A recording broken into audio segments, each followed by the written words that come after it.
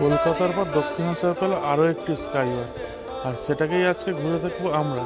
চলো দেখা যাক ঘুরে কি আছে। আর যার উদ্বোধন হয়ে গেল 15ই এপ্রিল, পয়লা বৈশাখের দিন।